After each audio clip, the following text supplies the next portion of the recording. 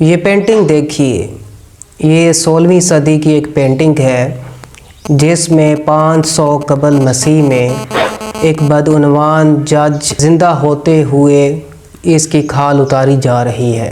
اس جج کا نام سیسمنس تھا۔ یہ فارس میں بادشاہ کمبیسس کے وقت ایک شاہی بدعنوان جج تھا۔ معلوم ہوا کہ اس نے عدالت میں رشوت لی اور غیر منصفانہ فیصلہ دیا۔ اس کے نتیجے میں بادشاہ نے حکم دیا کہ اس نے یہ جو کام کیا ہے اس کے نتیجے میں اسے گرفتار کیا جائے اور سزا دی جائے، اور حکم دیا کہ اس کی کھال اتاری جائے۔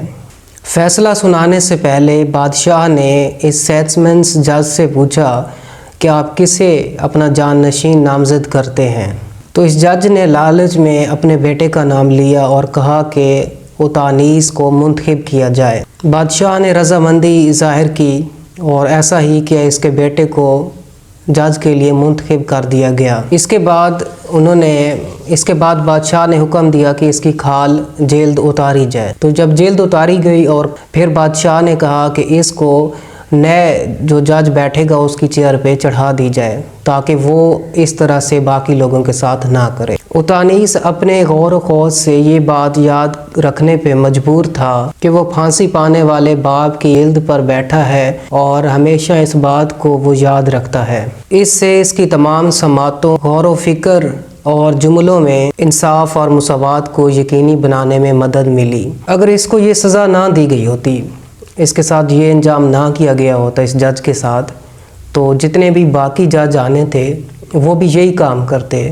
وہ ظلم کرتے، رشوت لیتے، بدعنوانی کرتے، کرپشن کرتے، وہ سب یہی کام کرتے۔ لیکن اس چیز کو سرے سے ختم کر دیا گیا اور یہ بتا دیا گیا کہ آئندہ آنے والے اگر کسی انسان نے ایسا کیا تو اس کا انجام بھی یہی ہوگا جو اس کے ساتھ ہوا ہے۔